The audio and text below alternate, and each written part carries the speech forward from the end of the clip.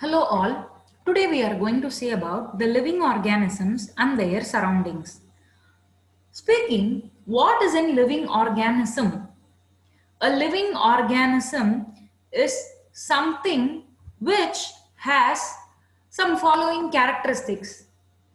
That is, they are able to breathe, respire, move from one place to another. They are able to reproduce, they are able to adapt. So these are on a broad class. We human beings, animals, plants, trees are all collectively called as a living organisms. Now, living organisms has this tendency to adapt to the surrounding. Let us take an aquatic habitat, that is plants which lives in water is known as aquatic habitat. The water can be of ponds, lakes, rivers, oceans, etc. So water is a medium there. Terrestrial habitat. The organisms that lives on land. That place is called as terrestrial habitat. Example, forest, deserts, gardens, everything. So here air is the medium. Mountain. A mountain is a special place, right? It is a special kind of terrestrial habitat and the temperature there is very low and the areas are covered with snow in snow mountain regions. That is in Arctic, Antarctic, Himalayas, there are and all it is snow. Whereas if you take it in south side of India, most of the mountains aren't covered with snow. So there are many kinds of animals seen there and the adaptation. So, what is meant by an adaptation? Adaptation is a specific feature and habits that animals or plants takes themselves. For example, during the winter season, we wear sweaters, jerkins, etc. So, we adapt to the surrounding by wearing those clothes. Or in summer, we wear cotton. So, we adapt to the surrounding by wearing suitable clothes according to the particular seasons.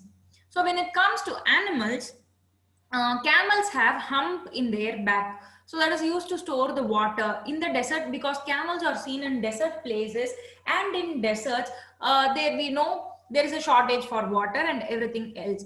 So if you see elephants have tusk, so it helps them to break the branches of strong plants such as bamboo, etc. And fishes have what to say? The fishes have their feathers, that is their fins, that helps them to swim.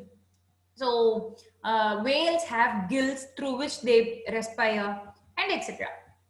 So what are all the components of a habitat? Basically light. Without light nothing can be done, so we need light. Light is then essential for the survival of biotic components. Sunlight is the ultimate source of energy. In the absence of natural light, we use artificial lights such as tube lights, CFLs, candles, lamps, etc. So nocturnal animals. A nocturnal animal is nothing but animal that are awake during night time. That is owls, cockroaches, bat, etc. are called as nocturnal animals. Temperature. We all know temperature is an essential thing. Without temperature, nothing can be done. Nothing can be done. So temperature regulates the growth, movement, reproduction, morphology, and in every other thing. Animals living in hot areas able to get sufficient water.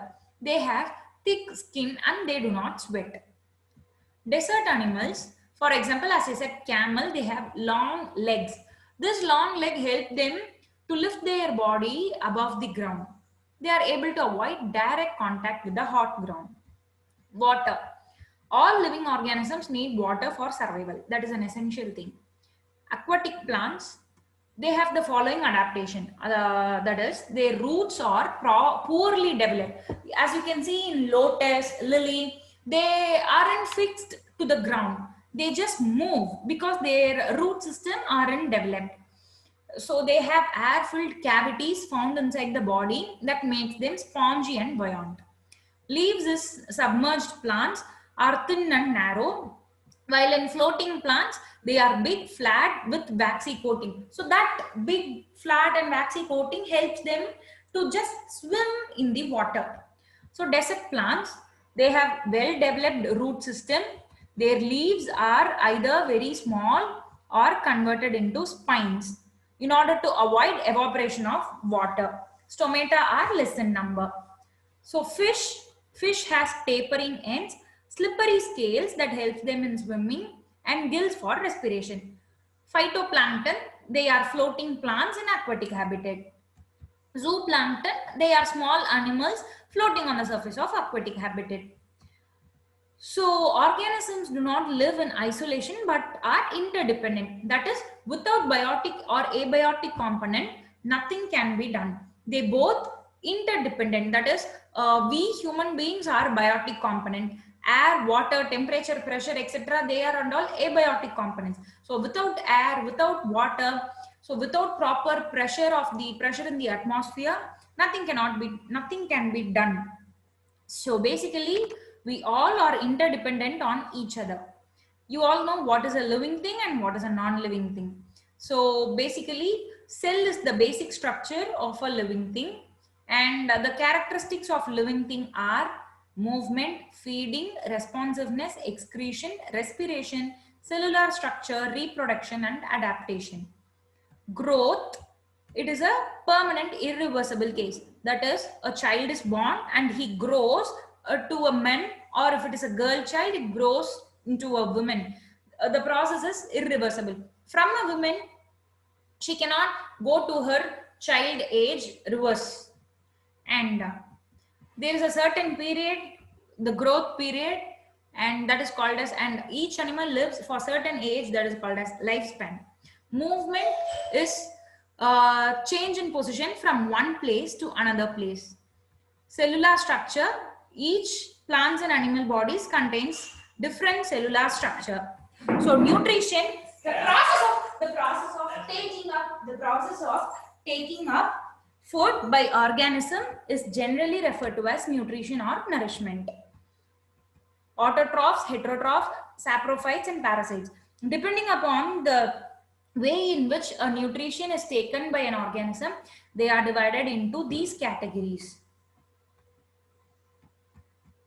Respiration is a process in which oxygen is taken by an organism and it combines with the food, undergoes oxidation, and releases energy.